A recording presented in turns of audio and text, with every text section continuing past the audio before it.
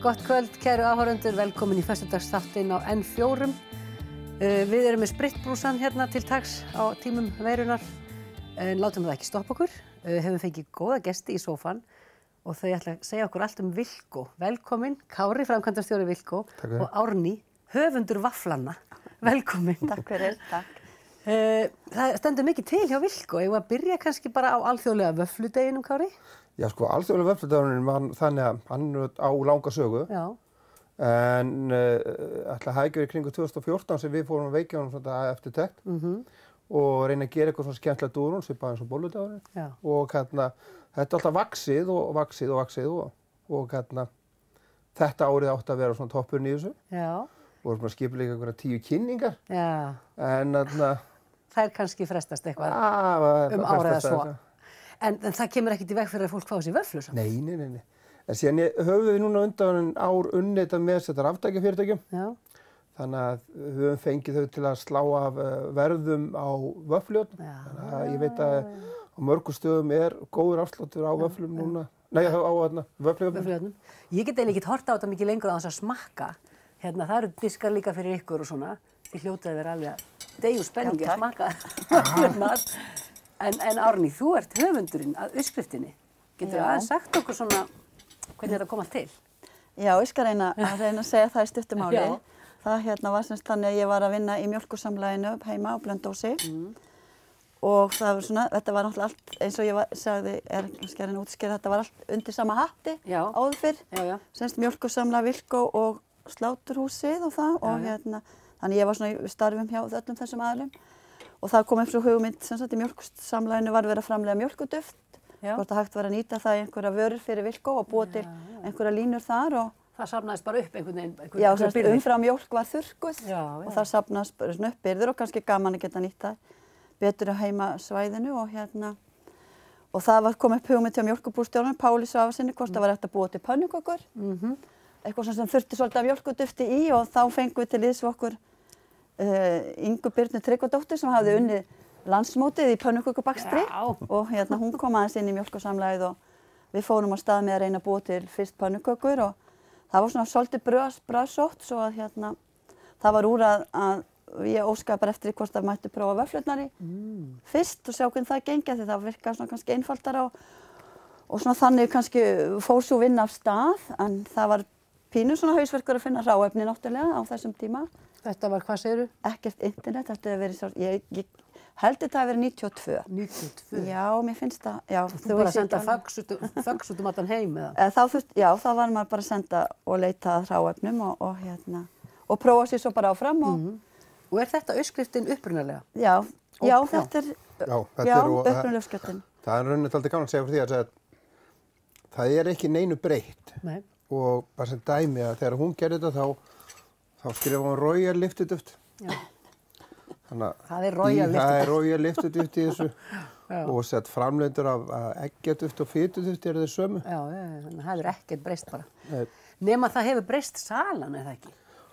Jú, það hefur sett þarna Íslendingar elska vöfflur. Það er alveg kýrskýrt og það sem er kannski búið að breytast núna, neyslumynstrið hefur búið að breytast að þessi uppskrift sem við erum raunin að borða hérna, bara með söltu rómi eins og við þekkjum, fólki var að nota það meira í brönns og við fáum oft myndir, það sem fólk er að gera eitthvað tilraunir. Grillaðir?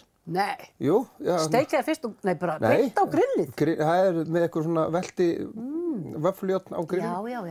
Og svo er þetta notað í brönnsið og ég bara fekk í morgun, það var þetta á bacon, það var egg og steinselja eitthvað útrið, þá var þetta að nota bara svona brönnsfæði. Fólk er rosalega duglegt að senda okkur svona myndir. Já, bara komið í staðinn fyrir amerísku pönnukökurnar sem fólk er með í brönns kannski. Já, það virðist vera. Já, og svo er ein sem ég sá daginn, þá voru notuð vöfflurnar í að búa til svona risastórar skonsur. Já. Það búið til brauðtertu. Já. Og með rækjusöld á milli. Og þá setja þér þá bara degið væntanlega á stóra pönnu? Já, líklegast, sko. Ekki neitt vöfflujárn? Nei. En sniðugt. Þannig að þetta neyslumynstri breytist en varan eins og sama. Eitt sem ég langaði líka að segja kannski er að það var strax ákveðið upphafi að hafa þetta vandaða vöru. Það var ekkert til sparað. Það var mikið eggjum, þetta er svona deluxe. Þannig að þetta var kannski aldrei svona ódýr vara í upphafi reyndar, en við vildum hafa þetta svona gæðin umfram. Og hvernig tók landin þessu þegar þetta birtist hann í búðunum bara klárt? Þetta byrjaði náttúrulega, eða var þannig þegar við vorum að prófa áfram að ég fekk að bara senda pröfur á nokkuð mörg heimil á Blönduósi og fekk bara svona, bjóð til spurningarlista til að fá svona viðbrögð hverju þurfti að breyta eða hvernig hefði tekist til og svona og það var bara, við fengum að nýta bara bæjarbúa og hérna. Og þurfti engu að breyta það? Eða varstu þá ennþá að þróa þetta eitthvað? Það var svona, í lokin var bara þetta, já, ég notaði bara svolítið mína eigin uppskrift heima sem ég hefði gert heima og reyndi að umbreyta henni í svona þurr uppskrift og hérna, auðvitað var eitthvað aðeins og auðvitað kom alltaf einhver athugasemdir en þetta bara gekk. Hvað er það sem maður þarf að bæta við þetta deg? Er það mjólk eða vatn eða olía? Ekki, bara vatn, jú vatn. Já. En svo er líka kunstir sem hún kemur það er að velja þetta rétta ráefni. Ef við tökum til þess fituduftið, meðan þú þurft fitu í það og hún fann duft sem breytist, verður vökva við 55 gráður. Þess vegna þarf ekki að smyrja á plötunum þér. Því að örugglega, ég hef ekki kynnt mér þetta nú vel sko, en það eru örugglega fleiri tegundir af svona sem maður þarf að bæta olíu í eða hvað. Jú. Já, það er misjafnt. Það er misjafnt. Það er misjafnt. Við ákváðum að hafa þetta einfalt bara, þannig þyrftir helst ekkert nema vatn. En þá, þú veist, margir náttúrulega, mörg fyrirtæki hafa kannski komið einhver uppskriftir af þar sem þetta bækist í eggjum og svona, þá kannski getur líka haft aðeins ódýrara. En það var hugmyndin að þú gæti tekið þetta með þér í sumarbústaðinn og hver sem er án þess að þurfa að taka eitthvað auka með þér. Þannig það var svona upprunalega hugmynd. En allavega, skilur, með við sölun á þessu þá Já, hún hefur aukist töluvert. Töluvert, það er í fyrra var kannski toppurinn á þessu, það seldum 83.000 pakka. Já, það er slatti.